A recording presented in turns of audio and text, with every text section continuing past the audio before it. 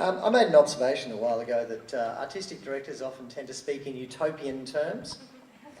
I'm not an artistic director, so I'm going to take that as license to deliver a postcard from an avoidably dystopian future.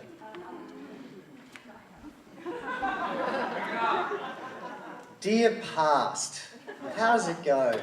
Weather's fine, wish you were here. Well, the weather's not fine. And I don't have to wish you were here, because in the only way that counts, the way that people think, feel and look at each other, you're still here. The only climate that hasn't changed is the climate of fear.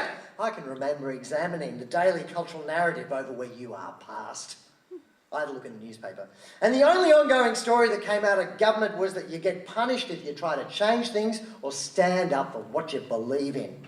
With the rise of risk management came the decline in risk-taking, and look where we are now. Hang on, this is a terrible beginning. Maybe I can draw this future in a more positive light. Dear past, now that Tony Abbott is Prime Minister, gee, the kids are so much more disciplined. No. Now that Julia Gillard... No. Time to change tack. The future is unknowable. The future rears up before you like a monstrous tsunami. Water's black with ineffable detritus, and all you see are tantalising glimpses of flotsam. The only coherent image you perceive is your own reflection, looking back at you from the obsidian wall. The future is terrifying. The future is different. The future is complex. So how are you going to deal with it? In April this year, not 2021, all right, it was 2011, a study was published which drew a correlation between brain activity and political outlook. It seems that self-identified progressives have a higher brain response to complexity, while conservative brains go into overdrive when processing fear. Progressives have a larger anterior cingulate cortex, while conservatives, allegedly, do their heavy lifting with that primitive reptilian part of the brain, the amygdala. The future should be complex. The future should be change. Change can lead to complex, unforeseen outcomes. And perhaps that's what's frightening for some.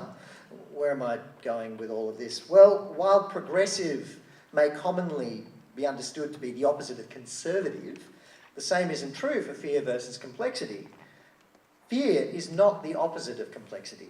But what if it was? What if fear could be overcome by embracing complexity?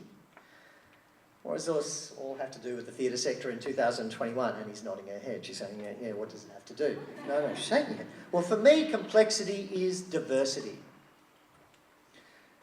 When meditating on the future, my mind looks to see where the political leadership is. Why do I look to our politicians? Because they, like artists, also seek to define who we are and what we will be.